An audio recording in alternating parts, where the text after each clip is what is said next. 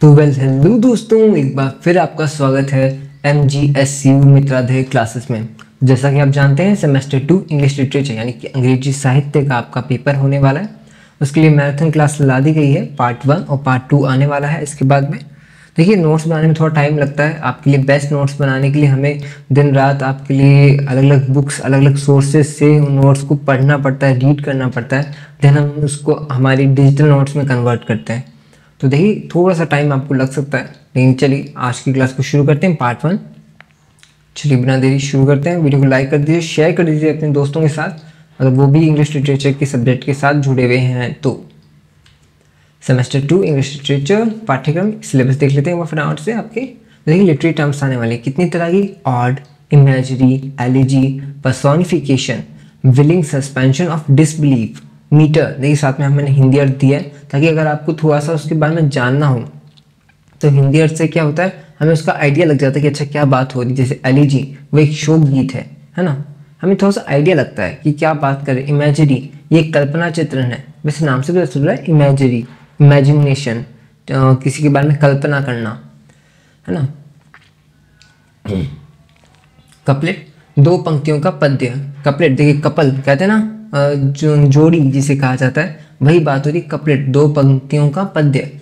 फिर आता है अपने पिस्कैरेक्यू नॉवल, ठीक है। फिर एपिस्टोलरी नॉवल, देन बिल्ड जो आपका जो बिल्डिंग्सरोमन है, एंड कॉमेडी ऑफ मैनर्स है, सेटायर है, सेंटिमेंटल कॉमेडी है, पीरियोडिकल ऐसे है। इन सभी के बारे में हम बात करेंगे लिटरेरी टर्म्स के अंदर, जो कि आपके यूनिट 1 में आती है।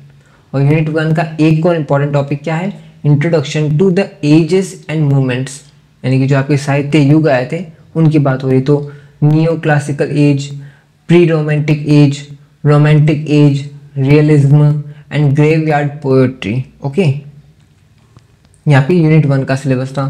फिर यूनिट 1-2 में क्या आएगा आपके, देखिए थॉमस ग्रे जो कि elegy written in country churchyard, यानी चर्चयार्ड के अंदर उनकी जो उन्होंने लिख रखी है पोएम, उसके बारे में हम डिस्कस करेंगे। फिर विलियम कॉलिसन, फिर विलियम ब्लैक, फिर विलियम कॉपर। तो कितने सारे विलियम आ गए हैं ना, तो कहीं यहाँ पे भी कंफ्यूज मत होना कि कितने विलियम कॉलिसन है, विलियम ब्लैक है और विलियम कॉपर है। चलिए फिर 3 के अंदर क्या आएगा, G.C. बायरन और जॉन कीट्स, P.B. शैली, विलियम वर्ड्सवर्थ, S.T. कॉलरिज और डैनियल डेफो।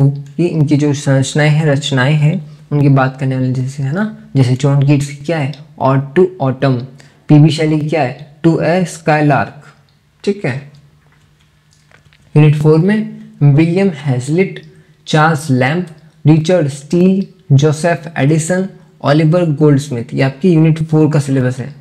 फिर यूनिट 5 में क्या आता है, देखिए तुकाराम की कुछ पोएम्स ली गई हैं, कुछ एक हिस्सा लिया गया, जैसे कि autobiography thoughts about the world, वहाँ से 1 से लेकर 12 तक का हिस्सा लिया गया है, ठीक है। यहाँ पे ये आपके जो नंबर्स दिए गए ये उसके भाग को बताते हैं कि कितने भाग को उन्होंने सिर्फ इस बुक के अंदर, इस सिलेबस के अंदर इंक्लूड किया है। फिर सूरदास के अंदर मैया मोरी, मैया मोहे और कारतू सुमन, ये आपके सूरदास के हैं। फिर भगवत गीता, तो भगवत गीता का भी एक छोटा सा कहते हैं खंड लिया गया है, जिसके अंदर जो अनुवाद है वो किसने किया, आपके डॉक्टर राधाकृष्णन जी और George Allen and Unwin Limited जो लंदन की कंपनी है, उन्होंने इसका अनुवाद किया है, इसका ट्रांसलेशन किया है, किसमें, इंग्लिश के अंदर। चलिए फिर अब हम फटाफट से अपने यूनिट 1 को कंप्लीट करेंगे। नेक्स्ट पार्ट के अंदर यूनिट 2, 3, 4, 5 उनको एक साथ ही कंप्लीट करेंगे, बिकॉज यूनिट 1 को पूरा एक वीडियो देने का कारण ये है, यूनिट 1 के अंदर आपके लिटरेरी टर्म्स हैं और एजेस एंड मूवमेंट्स हैं। तो ये आपके एक इम्पॉर्टेंट है, क्योंकि ये ऐसा क्वेश्चन है जिसको अगर आपने अच्छे से याद कर लिया, ये तो आना फिक्स है एक क्वेश्चन, तो अगर इसको अच्छे से याद कर लिया तो 1 नंबर जो आपका ये क्वेश्चन है ये पक्का हो जाएगा कि हाँ ये तो मैं पूरे से पूरे नंबर में लेके आऊँगा, लिटरेरी टर्म वाला या एजेस एंड मूवमेंट वाला। तो कोई भी एक लिटरेरी टर्म, कोई भी एक एजेस मूवमेंट आपको करनी है वहाँ पे, तो आपको मैं एक सीधा सा आइडिया दूंगा। लिटरेरी टर्म्स आपकी 13 हैं, 13 में से 5 याद कर लीजिए। एज और एजेस मूवमेंट है वो आपके 5 हैं, लगभग 5 या 4 हैं, है ना। तो उनमें से आप 3 याद कर लीजिए, कोई भी अगर आती है तो आप उसको कर पाएंगे, और बाकी सबको एक बार देख लीजिएगा, है ना। ठीक है, अब हम फटाफट से MCQs की बात करते हैं। यूनिट 1 के जो अपने MCQs है, ऑड, तो ऑड से क्या एमसीक्यू बन सकता है, क्या फिलिंग द ब्लैंक भी बन सकता है, साथ में इसको भी करते जाइएगा कि अगर एक वर्ड हटा दिया तो ये क्या बन जाएगा, फिलिंग द ब्लैंक बन जाएगा ना, उस हिसाब से बात कर रहे हैं हम। तो देखिए ऑड का मीनिंग क्या है, a serious and long reflective lyric poem. Reflective का मतलब है जो दोबारा आपसे कुछ प्रश्न करे, दोबारा उस चीज़ को उसका प्रभाव दिखाए, जैसे कि गंभीर एवं चिंतनशील गीत कविता, गंभीर रिफ्लेक्ट करती है, वो उसका प्रभाव दिखाती है ना। फिर पर्पस क्या है इसका, किसका, ऑड का। ऑड का है टू एक्सप्रेस स्ट्रॉन्ग इमोशंस और एडमिरेशन। एडमिरेशन मतलब आपकी जो प्रशंसा है, भावनाएं हैं, उनको व्यक्त करती है। कौन सी, गहरी तौर पे, गहरी भावनाएं और प्रशंसा का व्यक्त करना। की poet Pindar, Wordsworth and Keats. Example के लिए ऑड टू ऑटम, और जो कि जॉन कीट्स ने लिखा था, किसके लिए उदाहरण दोगे आप, ऑड के लिए दोगे। फिर इमेजरी, इमेजरी एक लिटरेरी टर्म है, तो उसका क्या बात करेंगे हम, क्या एमसीक्यू आ सकता है। तो एमसीक्यूज में आपसे कुछ भी एक वर्ड के बारे में पूछ लेगा कि अच्छा कौन सी लैंग्वेज, तो यहाँ पे डिस्क्रिप्टिव लैंग्वेज है ना, आपको ऑप्शन में सेलेक्ट करते चलना, उस हिसाब से अपने माइंड को प्रोसेस करो कि ये अगर क्वेश्चन हमारे फिलिंग द ब्लैंक में आ जाता है तो कैसे फिल करना है, ये अगर क्वेश्चन हमारे क्या बोलते हैं आपको कौन सा है एमसीक्यू वहाँ पे आ जाता है तो हम उसको कैसे फिल करेंगे। तो आपको शॉर्ट तरीके से एक बार समझा रहा हूँ, आगे इनको बड़े तौर पे भी जैसे आपको लिखना कैसे वो भी बता दूंगा, ठीक है। देखिए imagery, use of descriptive language to create picture in mind, शब्दों के माध्यम से मन में चित्र बनाना। देखिए सीधी सी बात है, हम कुछ भी करने से पहले दिमाग में सोचते हैं कि अच्छा मैं ऐसे करूँगा, इमेजिनेशन करते हैं, तो ये क्या हो रहा है, शब्दों के माध्यम से मन में चित्र बना रहा है। Use of descriptive language to create pictures in mind. आप इंग्लिश पे ज़्यादा ध्यान दीजिए, आपका हिंदी का पेपर नहीं है, इंग्लिश लिटरेचर का पेपर है, तो तभी मैंने आपको इंग्लिश के लिए साथ में हिंदी का अर्थ अनुवाद यही देने का मतलब था, ताकि आप प्रोसेस कर सको क्या कहना क्या चाह रहा है। Used in mainly in poetry, मुख्यतः कविता में यूज होता है। Purpose to make writing vivid and sensory, vivid मतलब अनुभवनात्मक, सजीव, जो कि एक तरह से वाइड कह सकते हैं अपन, बहुत चीज़ों को कवर करती हो, ठीक है। रचना को सजीव और अनुभवात्मक बनाना, to make writing vivid and sensory. Next अपनी एलिजी है एंड मीनिंग इसका क्या होता है, पोएम मॉर्निंग समवंस डेथ, मैंने आपको बताया ना शोक गीत है ये एक तरह का। पर्पस क्या, एक्सप्रेस ग्रीफ एंड रिमेम्बरेंस, यानी कि हम उसकी स्मरण कर रहे हैं, उसकी याद के अंदर हम ये गा रहे हैं, शोक गीत है एक तरह का, उसके प्रति हम अपना शोक दिखा रहे हैं। Examples elegy written in a country churchyard, Thomas Gray, जो कि थॉमस ग्रे की लिखा गया है country in a churchyard, वो जो है एलिजी है। पर्सोनिफिकेशन यानी कि मानवीकरण, मीनिंग क्या है इसका, giving human qualities to non human things, निर्जीव जो आपकी निर्जीव वस्तुएं हैं उनको मानव गुण देना। ठीक है, मानव गुण देना मतलब उनको इस तरीके से बता रहे हैं कि ऐसा लग रहा है कि वो जिंदा है, ठीक है। एग्जाम्पल के लिए टाइम वॉज क्राउलिंग, समय रेंग रहा था। अच्छा टाइम थोड़ा ना रेंग सकता है, लेकिन ऐसा लग रहा है जैसे वो रेंग रहा है, उसको इंसान के तौर पे बताया गया है, मानवीकरण कर दिया उसका। Purpose to add life and feeling to writing, रचना को जीवंतता देने के लिए। देखिए जब किसी नॉन लिविंग चीज़ को ह्यूमन क्वालिटी दी जाए तो उसे पर्सोनिफिकेशन कहते हैं, ठीक है। आई बात समझ में, अरे हाँ आ गई, आप तो बड़े होशियार हो, तभी तो इंग्लिश लिटरेचर लिया है। देखिए विलिंग सस्पेंशन ऑफ डिसबिलीफ, विश्वास का स्वेच्छा से निलंबन करना। देखिए कॉइंड बाय यानी कि प्रयोग किया गया एस.टी. कॉलरिज द्वारा। Meaning reader accepts imaginary things as real, यानी पाठक कल्पना को सत्य मानकर स्वीकार कर लेता है, मतलब कल्पना को सत्य मान रहा है कौन, पाठक, पढ़ने वाला। पर्पस टू एंजॉय फैंटेसी और सुपर नेचुरल लिटरेचर, मतलब फैंटेसीज मतलब कल्पना को एंजॉय करने के लिए, उसको जीने के लिए वो ये काम करता है, अलौकिक साहित्य को आनंद लेने के लिए काम करता है। इसको आप ऐसे कह सकते हो कि कॉलेज ने कहा जब रीडर कल्पना को भी सच मान ले तो वो एंजॉय करता है, ठीक है। मीटर, देखिए मीनिंग क्या है इसका, rhythmic pattern of stressed and unstressed, आपके जो सिलेबल्स है जोर से हल्के उच्चारण वाले शब्दों की तालबद्ध व्यवस्था, यानी ताल से, जोर से भी और हल्के उच्चारण वाले शब्दों से भी। तो जोर से मतलब स्ट्रेस्ड, मतलब क्या होता है, किसी शब्द पे इतना जोर दे रहे हैं कि वो खींचा जा रहा है और तुरंत उसको तुकबंदी उसकी तोड़ भी देते हैं, वो अनस्ट्रेस्ड हो जाता है। ठीक है, जैसे कि पर्पज अगर बताऊं, ऑर्गेनाइज रिदम ऑफ पोएट्री, कविता में लय और संगीतात्मक लाना। देखिए आगे मैं आपको इसकी ट्रिक्स भी बताने वाला हूँ। आपकी जितनी भी लिटरेरी टर्म्स हैं, जितनी भी एजेस एंड मूवमेंट्स हैं, सबकी मित्रादय स्पेशल ट्रिक्स लेकर के आया हूँ, जिसमें आपको पूरा एक वर्ड के अंदर समझ में आ जाएगा कि क्या कहना चाह रहा है, आपको याद आ जाएगा कि आप वहाँ पे कैसे लिख सकते हो। देखो, मीटर पोएम की रिदम होती है, स्ट्रेस्ड और अनस्ट्रेस्ड साउंड का पैटर्न होता है। कपलेट मैंने आपको बताया था, कपल वाली बात है, जोड़ी वाली बात है। मीनिंग क्या है, pair of rhyming lines. Rhyming आप समझते हैं कि भाई तुक बैठ रहा है, तुकबंदी है ना, राइमिंग। तुकांत दो पंक्तियां, कौन सी दो पंक्तियां, सिर्फ एक पंक्ति नहीं तुक के साथ दो पंक्तियां। ओरिजिन फ्रांस से हुआ, इसका फ्रांस से उत्पन्न हुई है। पर्पस क्या है, टू क्रिएट रिदम और समराइज थॉट, यानी कविता में लय बनाना और विचारों का निष्कर्ष देने के लिए कपलेट का यूज किया जाता है। ये आपके फिलिंग द ब्लैंक्स में पूछा जा सकता है। वहाँ पे अगर सिर्फ एक समराइज वर्ड हटा दिया जाए तो आपको वहाँ पे क्या फिल करना है, समराइज फिल करना है, या फिर वहाँ पे आपको पूरी मीनिंग दे देगा, फिर पूछेगा कि किसे क्या कहा जाता है, व्हाट इज, वहाँ पे आपके फिर इट इज कॉल्ड, फिर आपको फिलिंग द ब्लैंक में आपको लिखना है कपलेट, इसे कपलेट कहा जाता है, पूरी परिभाषा देकर के फिर पूछेगा कि इसे क्या कहा जाता है। या फिलिंग द ब्लैंक्स में आ सकता है, आपके एमसीक्यूज में भी आ सकता है ना। देखिए मेरा मकसद यही है, मतलब मकसद क्या कह सकते हैं, मेरा विचार यही है कि आपके जो एमसीक्यूज और फिलिंग द ब्लैंक्स हैं वहाँ पे भी एक भी नंबर ना ही घटे तो बहुत बढ़िया है ना। कराने को मैं अभी सबसे पहले बड़े क्वेश्चन नहीं करा सकता, लेकिन पहले एमसीक्यूज कराने का मेरा वही विचार है कि यहाँ पे भी क्यों नंबर काटें अपन, जब आ सकता है नंबर अच्छे से तो क्यों ना लें, अपन ज़रूर लेंगे। मीनिंग, स्टोरी ऑफ अ रग एडवेंचरस कैरेक्टर। देखिए एक शरारती या साहसी पात्र के रोमांच पर आधारित जो कथा होती है वो पिकरेस्क नॉवल के अंदर आती है। कौन सी टर्म के अंदर आती है, पिकरेस्क नॉवल। क्या बात हो रही है, स्टोरी ऑफ रग और एडवेंचरस कैरेक्टर। ठीक है, रग यानी कि शरारती।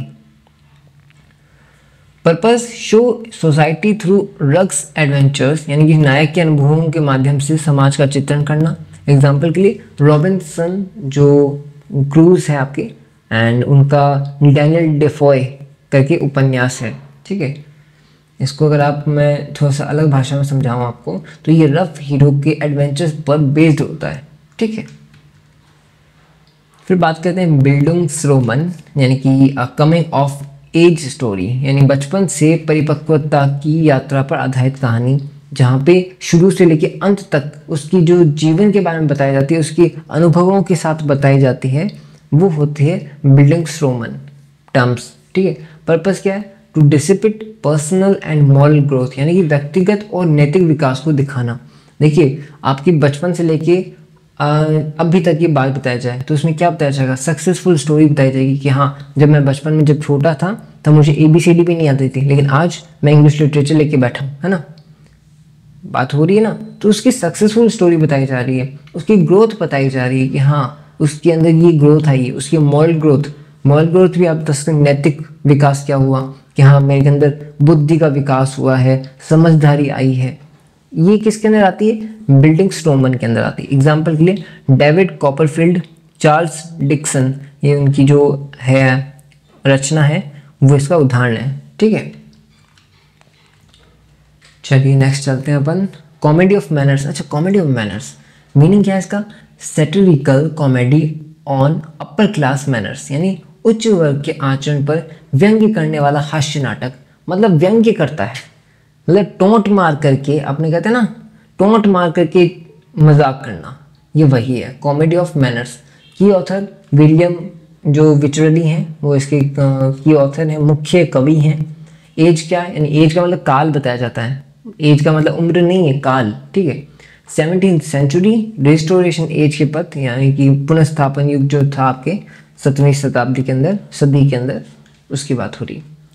सटायर, देखिए ये MCQs के लिए बात कर रहा हूँ, इनके बारे में आगे मैं अच्छे से बात की जब आपको इनको एज आंसर के तौर पे लिखना है ना, तब इनको मैंने और अच्छे से समझा है, आगे आने वाला है। अभी तो सिर्फ एमसीक्यू के तौर पर अगर ये क्वेश्चन आपको एमसीक्यू से पूछ ले तो मीनिंग क्या है एसेटायर का, मॉकिंग सोसाइटी पीपल और पॉलिटिक्स, यानी समाज, व्यक्ति या राजनीति में हास्यपूर्ण आलोचना करना, मतलब आलोचना कर रहे हैं किसके ऊपर, अपने समाज के ऊपर, व्यक्ति के ऊपर, राजनीति के तौर पर, और उसका मजाक उड़ाया जा रहा है। ठीक है। एलिमेंट्स तो देखिए आयरनी, ह्यूमर, क्रिटिसिज्म। आयरनी कहते हैं ना भाई उसका तो कहते हैं आलोचना। आयरनी मतलब आलोचना ही होता है, विडंबना करना, ठीक है, हास्य करना।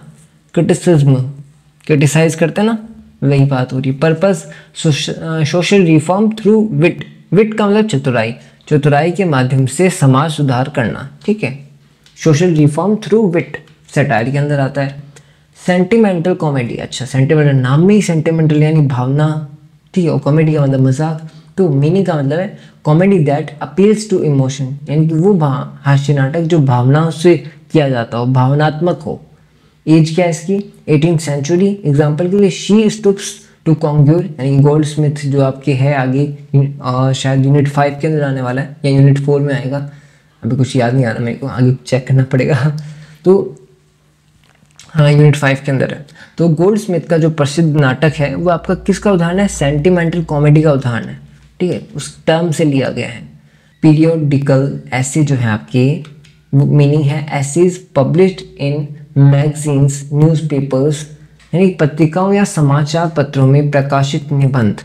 Writers Addison and Steele, Addison और स्टील यानी the Spectator and the Tatler, ये आपके उदाहरण हैं उसके रचनाओं के। पर्पस क्या है इसका, discuss moral and social issues, लेकिन नैतिक और सामाजिक विषयों पर विचार करना ही आपके पीरियोडिकल निबंध के अंदर आता है। किसके अंदर आता है, पीरियोडिकल निबंध के अंदर, एसेज के अंदर। न्यू क्लासिकल लिटरेचर, अच्छा आपकी न्यू क्लासिकल लिटरेचर क्या है, फोकस होता है रीजन पे, बैलेंस के ऊपर, फॉर्मल स्ट्रक्चर के ऊपर, यानी तर्क के ऊपर बात की जाती है, संतुलन के ऊपर बात की जाती है, नियमबद्धता से बात की जाती है। इंस्पायर्ड बाय एंशियंट ग्रीस, यानी कि जो आपके प्राचीन यूनान है, रोम है, वहाँ से इंस्पायर्ड हुआ है। मुख्य राइटर कौन हुए इसके, पोप, स्विफ्ट और आपके जो ड्राइडन है।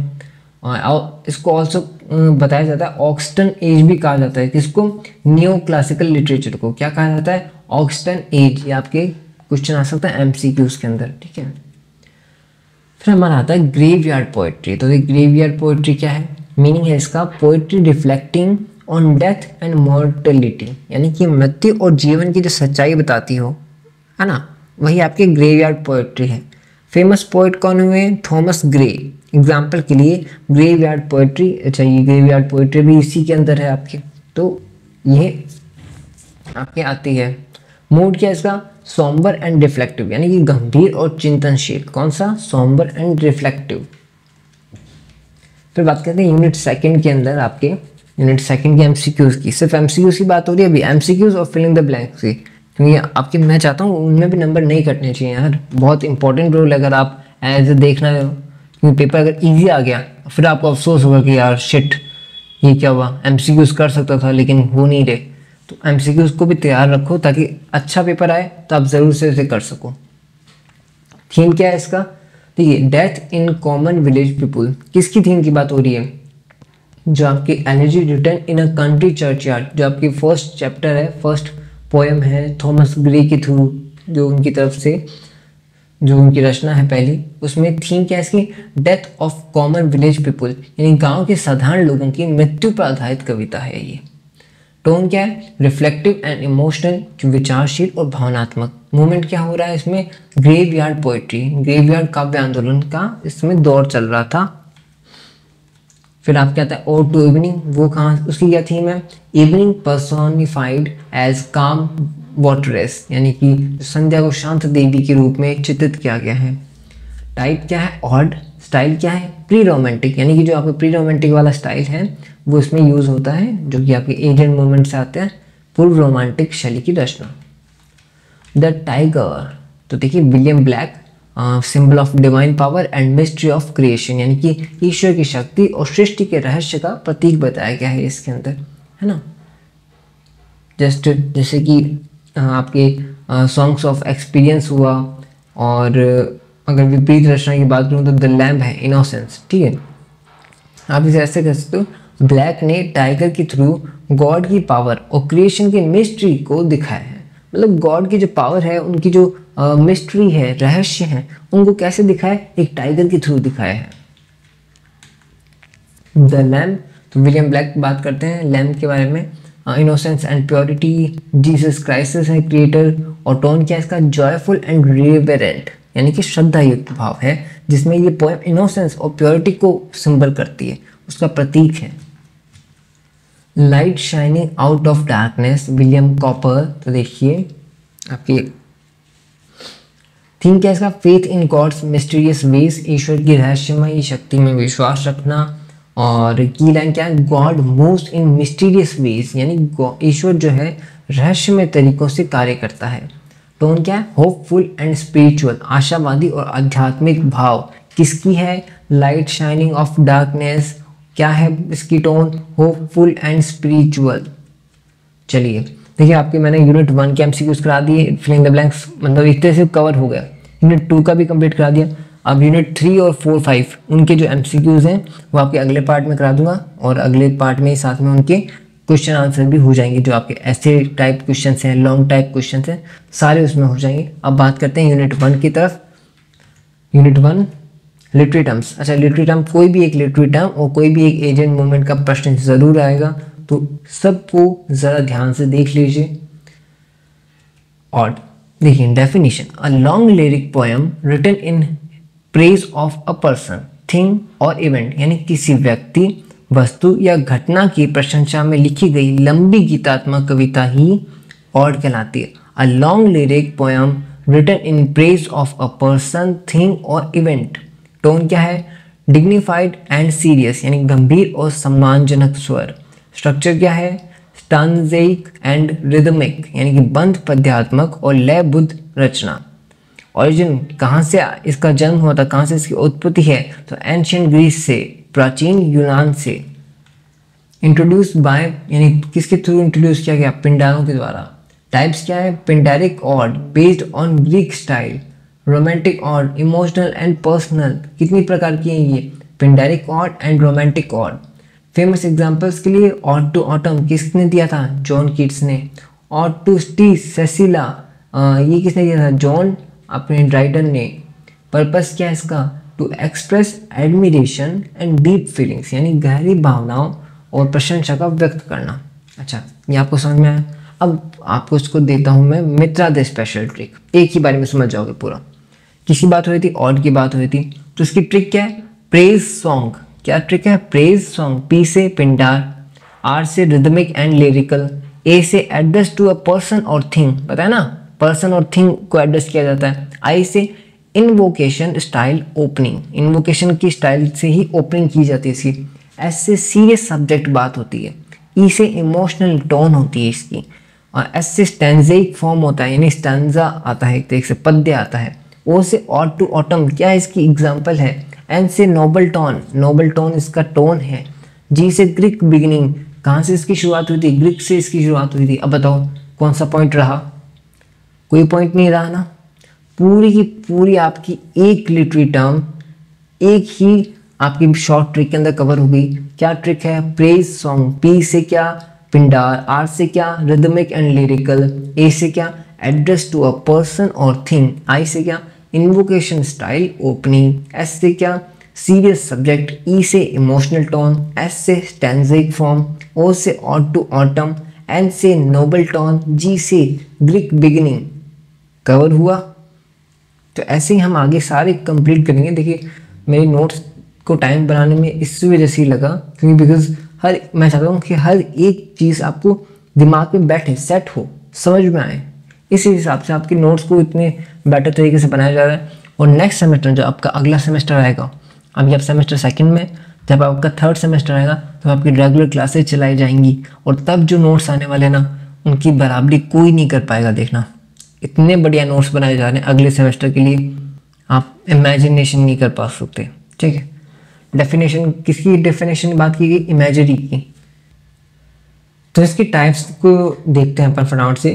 तो विजुअल इमेजरी, ऑडिटरी इमेजरी और olfactory imagery gustatory imagery and tactile imagery. तो इसका मतलब क्या होता है, देखिए, related to sight, related to sound, related to smell, related to taste, related to touch यानी दृष्टि से, श्रवण से, और आपके जो घ्राण है यानी कि कहते हैं सूंघने की शक्ति से, स्वाद से, स्पर्श से, ठीक है। इस तरीके से जो इमेजिन किया जा सकता है, इमेजरी है, ये इसके टाइप्स हैं, ठीक है। आगे आपकी शॉर्ट ट्रिक में बताने वाला हूँ। तो इफेक्ट क्या होता है इसका, helps reader to imagine and feel the scene, वो फील कर सकते हैं, ठीक है। एंड जैसे आपकी 3D होता है ना, 3D मूवीज़ होती हैं जिसमें हम 3D ग्लासेस पहनते हैं, तो उसमें क्या होता है, फील कर पाते हैं क्या, सीन को अपन दृष्टि से देख करके फील कर पाते हैं कि जैसे अपन रियल है वो सीन। दूसरा, आपने कभी रोलर कोस्टर राइड अगर चेक की हों तो 3D रोलर कोस्टर राइड होती है जिसमें आपको वही 3D ग्लासेस पहना करके रोलर कोस्टर राइड दिलाई जाती है। उसमें होता क्या है, उसमें वो चेयर इस तरीके से मूवमेंट करती है कि हमें लगता है कि अच्छा हम रोलर कोस्टर के ऊपर बैठे हैं, है ना, झूले के ऊपर बैठे हैं। तो वो फील कराया जाता है हमें आपके स्पर्श के थ्रू, आपको दृष्टि के थ्रू। इस प्रकार की जो कविताएं हैं वो आपके इसके अंदर आती हैं। Used in poetry, novels and plays, कविता और उपन्यास नाटक में प्रयोग होती है। तो इसकी मेथड है, ट्रिक क्या होगी इसकी, स्टार्ट।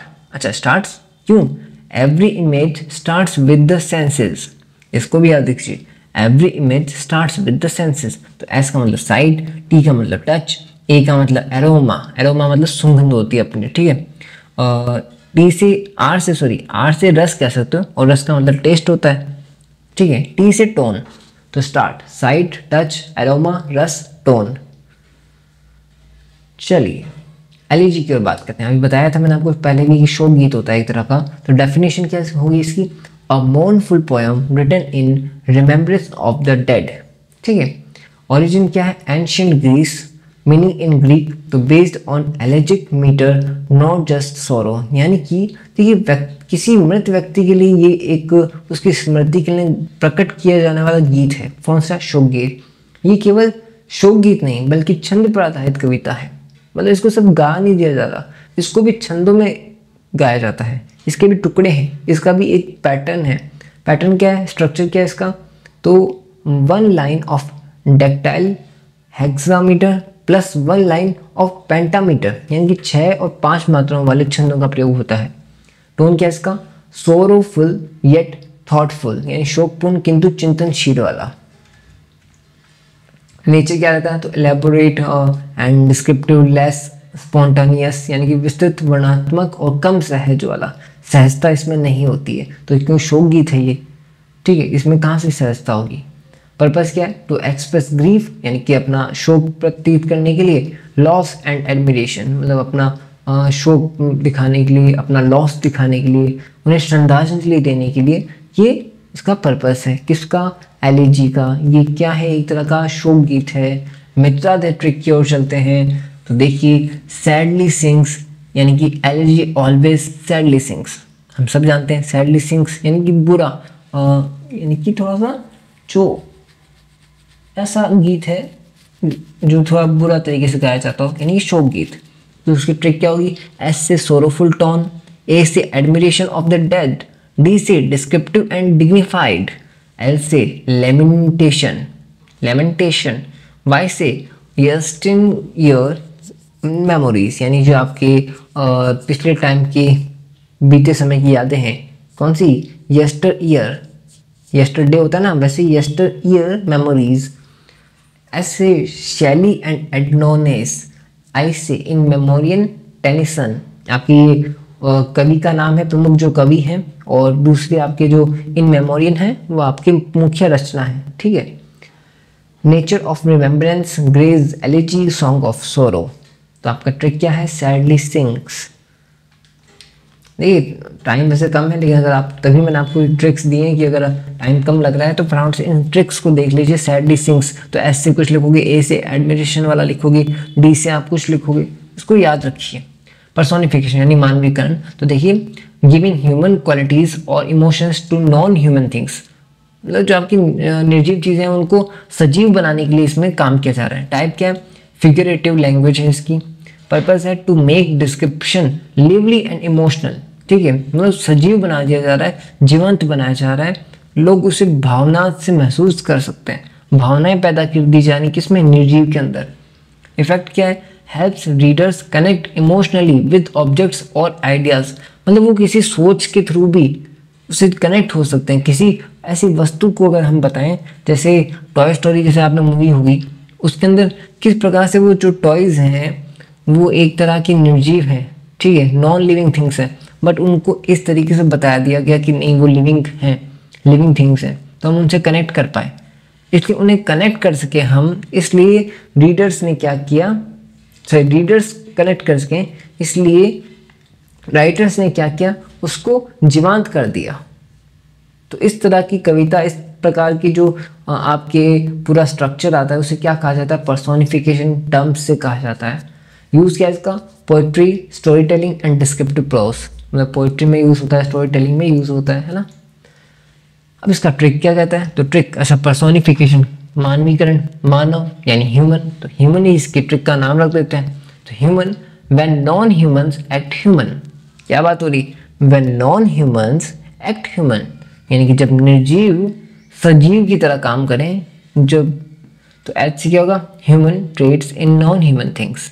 यू से used for emotional effect. M से मेक्स डिस्क्रिप्शन विविड, यानी कि वर्णन को सजीव बना देता है। ए से एड्स पर्सनैलिटी, वस्तु को व्यक्तित्व दे देता है।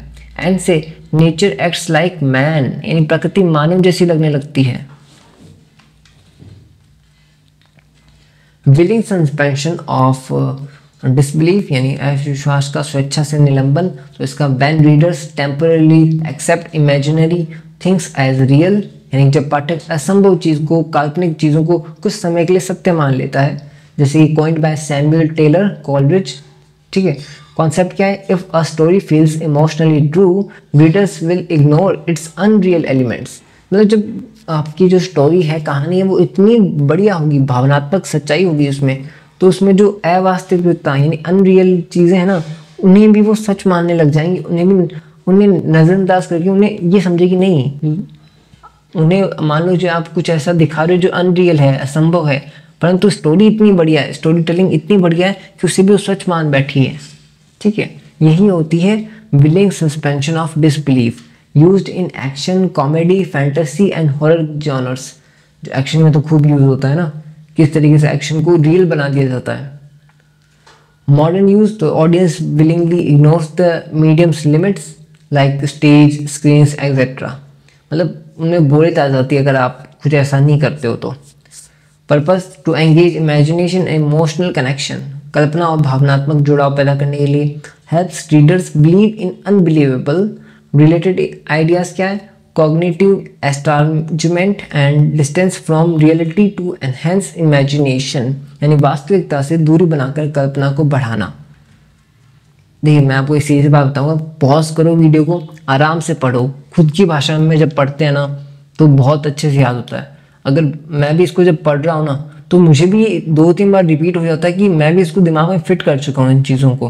तो जब आप भी इन चीज़ों को 2 बार 3 बार पढ़ोगे, पॉज करो वीडियो को, पढ़ो आराम से। नोट्स तभी बनाए जाते हैं जब छोटी चीज़ों को आप आराम से समझ सको। तो ये छोटी छोटी चीज़ें बताई गई है, एक पेज में पूरा टॉपिक कवर कर दिया है ना, इसलिए तो नोट्स बनाए जाते हैं। तो पॉज करो वीडियो को, पढ़ो आराम से, स्क्रीनशॉट लो इनके। Believe, when you choose to believe unreal, यानी बिलीव टेम्परली। ई से एस्केप फ्रॉम लॉजिक, एल से लेट इमेजिनेशन फ्लो, आई से इग्नोर इम्पॉसिबिलिटीज, ई से emotion make it real, F से फिक्शन फील ट्रू। स्क्रीनशॉट लो और एग्जाम से just पहले इसको 2-3 बार देख के जाना, पक्का सही होने वाला है। अरे कुछ तो याद होगा, कुछ भी याद नहीं, कोई नहीं।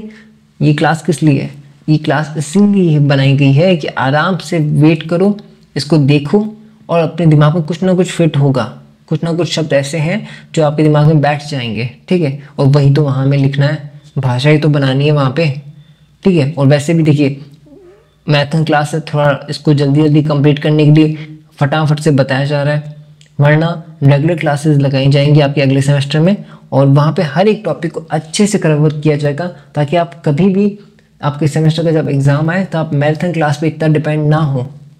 आपकी पहले से कुछ तैयारी हो चुकी हो, इसलिए रेगुलर क्लासेस अगले सेमेस्टर से लगाई जाएंगी और इतने बढ़िया नोट्स आएंगे, you can't believe it, really bro, you can't believe it.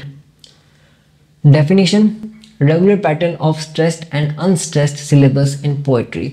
कविता में बलयुक्त और अबलारक्षित, जो अबलारक्षित जो आपकी मात्राएं हैं उनको नियमित क्रम बताने के लिए। एक्चुअली थोड़ा सा टंग स्लिप हो गया यहाँ पे, है ना। मीनिंग, फ्रॉम ग्रीक मेट्रॉन यानी कि मेजरमेंट के लिए, एंड जो कि आपके ग्रीक शब्द से लिया गया है। कॉन्सेप्ट क्या है इसका, repetition of equal rhythmic units, purpose to create rhythm, flow and musical qualities. Okay, या आपको समझ में आ रहा है। Unit, each unit of rhythm is called a foot, यानी कि प्रत्येक लयात्मक इकाई को फुट कहा जाता है। Effect, gives music, emotion and tempo to the poem, used in all major English poetry forms. तो इसकी ट्रिक देखते हैं। ट्रिक क्या बनी, beat, BEAT, beat, every metre has a beat. B से बैलेंस ऑफ स्ट्रेस, ई से equal rhythm repeats, ए से accent pattern, accent pattern का मतलब स्ट्रेस एंड अनस्ट्रेस्ड, टी से टेम्पो ऑफ पोएट्री। अब बताओ क्या पॉइंट छूटा है इसमें, टेम्पो की बात हो गई, पोएट्री की बात हो गई, एसेंट जो स्ट्रेस और अनस्ट्रेस है उसकी बात हो गई, फिर इक्वल रिदम रिपीट हो रही है, ये भी बात होगी ना कि भी रिदम जो है वो इक्वल है, वो जो वेव्स हैं उसकी पुनरावृत्ति हैं वो एकदम समान है, समान लय में है, तुक में है। और बैलेंस की भी बात होगी, स्ट्रेस की, बैलेंस की। तो बताओ एक ही ट्रिक के अंदर पूरा अपन ने कवर कर लिया। क्या है, beat, balance of stress, equal rhythm repeats, accent pattern, tempo of poetry. तभी नोट्स बनाने में थोड़ा टाइम लगता है यार। Couplet, definition, two consecutive lines of verse that rhythm together. कविता की दो लगातार पंक्तियां जो तुकांत होती हैं, यानी कि कपल, जोड़ी की बात हो रही है, तो बनती है जैसे कि ए बी बी सी सी, है ना, लाइक दिस। मीटर की बात करें, यूजुअली आयम्बिक जो पेंटामीटर्स हैं, यानी कि इसके अंदर लिखी जाती हैं। ओरिजिन कहाँ से हुआ इसका, ओरिजिन है आपके जेफरी चॉसर के through, introduce by Geoffrey Chaucer. Style कौन सा है, balance, syntax and pause in middle. Purpose क्या है, to create rhythm, symmetry and complete, जो आपकी कंप्लीटनेस है, द कंप्लीटनेस इन पोएट्री, यानी कविता में लय, संतुलन और पूर्णता लाने के लिए। कंप्लीटनेस इन पोएट्री नहीं, पूर्णता आ जाती है, उस कविता को पूर्ण कर दिया जाता है, किसके थ्रू, इस भाव के थ्रू। इसके ट्रिक क्या कहती है, पेयर्स, पेयर्स। अच्छा पेयर्स क्यों, जोड़ी की बात हो रही है तो हमने इसके ट्रिक का नेम भी जोड़ी की बात कर लिया। कपलेट्स की बात हो रही है ना, तो कपलेट्स को हमने अगर उसका कहते हैं अपन कपलेट्स का सिनोनिम की बात करें तो क्या होता है, पेयर। तो हमने इसके ट्रिक का नाम भी पेयर्स रख दिया, because couplets comes in pairs. P से pair of rhyming lines, Alexander's Pope favourite form है इसकी। Iambic pentameter rhythm, rhyme at the end, sense complete in 2 lines. हो गई बात। देखिए एक ही ट्रिक में, बस ट्रिक का स्क्रीनशॉट लेते जाओ। देखो मैं वही कह रहा हूँ, शायद हो सकता है क्लास जस्ट एक दिन पहले लगाई जा रही है, क्योंकि देखिए बहुत टाइम लगा नोट्स बनाने में, तो इस वजह से शायद आपको समझ में ना आए। क्योंकि एक दिन पहले कैसे समझ में आएगा, मैं भी समझ सकता हूँ इस बात को कि समझने में थोड़ी सी दिक्कत हो जाती है ना। तो आप स्क्रीनशॉट लीजिए और फिर इनको आराम से बैठ करके खुद से पढ़िए। नोट्स इसलिए बनाए गए हैं ताकि आप आराम से खुद पढ़ सको। ये नोट्स स्क्रीनशॉट लेते रहिए। मितादा ट्रिक क्या आती है किसकी, पिक्रेस्क उपन्यास की। उसकी क्या ट्रिक कहती है, रग हीरो, देखिए हमने बात की थी आगे भी। Origin in Spain, goes through adventures, uses wit to survive, यानी बुद्धि से जीवित रहता है। एक्सपोजेस सोसाइटी, सोसाइटी के बारे में एक्सपोज करता है, उनकी उजागर करता है कमजोरियों को। बिल्डिंग स्टोमन उपन्यास, तो वो क्या है, growth of mind, real life struggles, overcoming hardship with some gain. अच्छा ये आपके इंपॉर्टेंट है, कौन सा, कॉमेडी ऑफ मैनर्स। इसको समझते हैं। Definition, a witty play that satirizes the manners of upper class society, यानी कि उच्च वर्ग के आचरण और ढोंग पर व्यंग्य करने वाला हास्य नाटक। टोन क्या है इसकी, सैट्रिकल, विटी, आयरनिकल, यानी कि व्यंग्यपूर्ण, बुद्धिमान और तंज भरा। थीम क्या कहती है, हाइपोक्रेसी। अच्छा हाइपोक्रेसी का मतलब समझते हो, पाखंड, वैनिटी, प्रिटेंशंस, सॉरी, पाखंड, घमंड, दिखावा, क्या हो गया, हाइपोक्रेसी, वैनिटी, प्रिटेंशन। और कौन से काल से आता है, तो ये 18th सेंचुरी रिस्टोरेशन के काल से आता है। राइटर्स क्या है, विलियम जो कि विलियम है और शेरिडन है और जो आपके कॉन्ग्रीव ये इनकी मुख्य राइटर्स हैं, मुख्य कवि हैं। मिथ्यात्मक की बात करें तो हाइपोक्रेसी, आयरनी, जेंटल क्लास और ह्यूमर। सटायर, देखिए सटायर डेफिनेशन क्या कहती है, लिटरेचर रिडिक्यूलिंग वाइस और फॉली फॉर रिफॉर्म, इन दोष या मूर्खता पर सुधार के उद्देश्य, टू करेक्ट बाय ह्यूमर, तो laughter with purpose, attack on voices, use of irony, good humour, human correction. Okay, चलिए फिर सेंटिमेंटल कॉमेडी, इसको भी कुछ ऐसे कहेंगे, 18th century drama that aim to evoke tears not laughter, ऐसा नाटक जो हंसी नहीं भावनाएं जगाने के लिए लिखा गया था। कौन सा, सेंटिमेंटल कॉमेडी थी, इस नाम में सेंटिमेंटल है यानी भावना और साथ में कॉमेडी भी। वर्च्यू, गुडनेस, मॉरल ट्रायल्स, तो देखिए cry, character emotional, reforms morally, yields tears not laughter. आपको फिर आता है पीरियोडिकल निबंध यानी कि एसेस, पीरियोडिकल एसेस, तो डेफिनेशन क्या कहती है, essay published in magazines, journals, in series, पत्रिकाओं में क्रमबद्ध रूप से प्रकाशित निबंध। 18th सेंचुरी इसका टाइम है, golden age of essays. And purpose क्या कहता है, discuss moral and social ideas, है ना। पेन इसका मिथ्यात्मक है, published regularly, ethically, discussions, notable essays. ठीक है, एज एंड मोमेंट्स की ओर बात कर लेते हैं। न्यू क्लासिकल एज, नव शास्त्रीय युग, यानी कि अच्छा एज एंड मोमेंट्स के अंदर सबसे पहले कौन आता है, न्यू क्लासिकल एज। तो पीरियड क्या है इसका, 1660 1700, मतलब 1660 से लेके 1700 तक का। Begins with the return of King Charles second. Meaning क्या है, न्यू यानी कि न्यू, क्लासिकल यानी कि old rules, new writers, revived old Greek Roman art style, spirit, regional, order, discipline and logical ruled over imagination. तर्क और अनुशासन का युग था ये, reason, order, discipline and logical ruled over imagination, मतलब कल्पना के ऊपर अब तर्क ने, ऑर्डर ने, नियमों ने, डिसिप्लिन, अनुशासन ने, इनका अब प्रभाव पड़ गया था। देखिए मैं आपको यहाँ पे नोट्स इसलिए दे रहा हूँ, आप इन वर्ड्स को ध्यान से पढ़िए, रीजन, ऑर्डर, डिसिप्लिन, आपको ये वर्ड्स कल अपने पेपर में यूज करने हैं ताकि आपको नंबर्स मिल सके। Reaction against Elizabethan emotion and freedom, Elizabeth युग की भावना का विरोध करता है कौन, एजेंट मूवमेंट करता है। राइटिंग स्टाइल क्या है इसका, formal, polished, witty and satirical, witty बात की थी ना, मतलब चालाकी, औपचारिक, संतुलित और व्यंग्यात्मक शैली।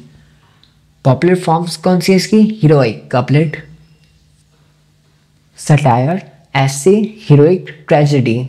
ठीक है, ट्रिक की बात करें तो restore, the return of rules and reason. अच्छा, the return of rules and reason, किसी मूवी का नाम लग रहा है ऐसे ना, the return of rules and reason. तो reason of replaces emotion, elegance in writing, satire becomes power, theatre revived, order and logic, restoration of monarchy and literature, essays and heroic couplets rise। ठीक है, ये आपके screenshot ले लीजिए तुरंत ताकि आपको याद रहे। प्री रोमांटिक पीरियड किसका, प्री रोमांटिक पीरियड तो देखिए mid to late 18th century, between new classical and romantic age. Nature क्या है इसका, age of reaction, conflict between old logic and new emotions, spirit awakening of emotions, imagination and mystery. बात करें religion की तो move from formality to spirituality, Wesley and the Whitefields evangelical revival. Theme क्या है इसकी, nature, humanity and heart over intellect, प्रकृति, मानवता और भावनाओं की प्रधानता। सोशल चेंज क्या आता है, rise of the middle class, merchants, industrialised, gain influence. तो हार्ट इसकी मिथोलॉजिकल ट्रिक है, when literature found it's hearts again. तो क्या होगा, humanitarian feeling, emotion over intellect, awakening of imagination, rise of middle class और ट्रांजिशन टू रोमांटिसिज्म, है ना। आप साथ में हिंदी पढ़ते चलिए, मैंने हिंदी तभी ब्रैकेट में दी है, आप चाहे पोज करके पढ़ सकते हो, है ना। Period 1785 to 1832 begin after French and Industrial Revolution. किसकी बात हो रही है? रोमांटिसिज्म, भावनात्मक युग की बात हो रही है, द रोमांटिक एज, है ना. नेचर क्या है इसका? Reaction against logic and rules of new classical as, यानी इसके विरुद्ध में था. किसके?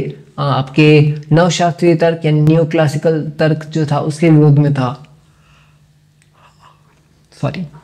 Core idea, emotion, imagination and जो इंट्यूशन थे ओवर रीजन थे. इंस्टीट्यूशन आप कहते हैं इंट्यूशंस. तो फोकस क्या है? Love of nature, freedom, eventuality. फिर बात करते हैं स्पिरिट की, तो सिंप्लिसिटी, सिंसेरिटी. मतलब सिंसेरिटी का मतलब आप समझ रहे हो ना, सिंसियर, परिपक्व बात हो रही है. स्पॉन्टानियस यानी कि स्वाभाविक भावना. Writing style, personal, musical and emotional. किसकी? रोमांटिक एज की बात हो रही है, द रोमांटिक एज. रिएक्शन क्या है इसका? Against materialism and rigid classical form. तो मिथोलॉजी क्या कहती है? Nature, when nature become the new god, nature as divine power, against rules and reason, true emotion and imagination, unique individual voice, R से revolution impact, E से emotion over intellect. Okay, चलिए फिर next आता है realism यानी यथार्थवाद का युग, the age of reality. Period mid 19th century. Definition, portraying life as it is, यानी सेम टू सेम, जैसे थी वैसी ही बताई गई. As it is without exaggeration, fantasy, जीवन को जैसा है वैसा ही दिखाना बिना सजावट या कल्पना के. Reaction against romantic idealism and emotion. Focus everyday life, ordinary people, real struggles. Language simple, direct and natural. Okay. Themes society, poverty, class, morality, relationships. Technique precise details, यानी प्रिसाइज एकदम सटीक विवरण दिया गया. रियलिस्टिक डिस्क्रिप्शन किस में दिया गया था? आपकी द रियलिज्म, यथार्थवाद का युग जो है उसके अंदर. अच्छा, रियलिज्म इसका नाम है तो इसकी ट्रिक का नाम हमने क्या दिया? Real. Real eyes, real life. अच्छा, एक बार नहीं समझ में आ रहा है यार. रियल आइज, रियल लाइफ, यानी कि reality over imagination, everyday life, focus, accurate details और life as it is. Real, REAL, real के अंदर पूरा आ गया. आप ट्रिक्स को स्क्रीनशॉट लो यार, ट्रिक्स के अंदर ही समझा दिया मैंने पूरा. ग्रेवयार्ड पोएट्री, तो the poetry of death and reflection, यानी मृत्यु और जीवन चिंतन की कविता. Period mid 18th century. Definition, poetry that reflects on death, decay and the shortness of human life. Common theme, death, mortality, time and moral reflection. Mood, sombre, melancholy and reflective. ठीक है, हिंदी पढ़ते चलिए, अगर आपको समझ में नहीं आ रहा है पॉज कर लीजिए वीडियो को. Imagery, graveyard, nature, lights and silence used as symbols of life and death. कब्रिस्तान, रात्रि, मौन, जीवन मृत्यु के प्रतीक की बात हो रही है. Purpose, to remind of death, certainty and life's value, यानी जीवन की नश्वरता और मूल्य का बोध कराने के लिए ये इसका पर्पस है. इसका मेन पर्पस क्या है? तो शॉर्ट ट्रिक क्या कहेगी? Dead. Death explains all dreams, यानी कि death as a teacher, emotion and reflection, awareness of life shortness, dark yet divine thoughts. ये आप कीवर्ड्स आपको यूज करने किसमें? आपकी जो अभी लिटरेरी टर्म हमने की है इसमें. और उसकी ट्रिक क्या है? डेड. ठीक है, आपको ग्रेवयार्ड जो पोएट्री है इसके अंदर आपको ये यूज करने डेड वाले शॉर्ट ट्रिक्स को. Death explains all dreams. चलिए फिर ये आपकी पार्ट 1 कंप्लीट होता है. पार्ट 1 के अंदर हमने क्या क्या डिस्कस किया? आपके यूनिट 1 के और यूनिट 2 के सारे MCQs फिलिंग द ब्लैंक्स आ सकते हैं जो कि वो हमने डिस्कस कर लिए हैं. एज MCQ डिस्कस नहीं किया उनको, मतलब हमने उसको ऐसे पढ़ा कि अगर फिलिंग द ब्लैंक में भी पूछा जाए तो आपको आंसर क्या होना चाहिए वो आंसर बता दिए डायरेक्ट सीधा, है ना, ऑप्शंस नहीं बताए सीधा. फिर हमने बात की यूनिट 1 में जितने भी आपके लिटरेरी टर्म्स हैं और जितने भी एजेंट मूवमेंट्स हैं सब कवर कर लिए. अब क्या बचता है पार्ट 2 के लिए? पार्ट 2 के लिए हमारा बचता है यूनिट 2, यूनिट 3, यूनिट 4, यूनिट 5. 5 जो बाकी की जो लास्ट के पीछे की 4 यूनिट हैं उनके प्रश्न आएंगे, सिर्फ प्रश्नोत्तर आएंगे. और शायद एक एक्सप्लेनेशन भी है, मैं चेक कर लूँगा एक बार, है ना, एक एक्सप्लेनेशन भी आएगी उनकी, तो वो बाकी है सिर्फ. तो वो आपके अगले पार्ट में पूरी कवर कर लेंगे। तो 6 बजे मिलते हैं। धन्यवाद आपका। जय हिंद, जय भारत। इस वीडियो को दोबारा चेक कीजिएगा, पॉज कर करके हर एक स्क्रीनशॉट को लीजिए जो जहाँ जहाँ आपको ट्रिक्स बताई गई हैं, ठीक है, और उनको आराम से पढ़िए। मैं कहता हूँ जब आप खुद पढ़ोगे ना तब दिमाग में ज़रूर बैठेगा। ठीक है, जय हिंद, जय भारत। धन्यवाद।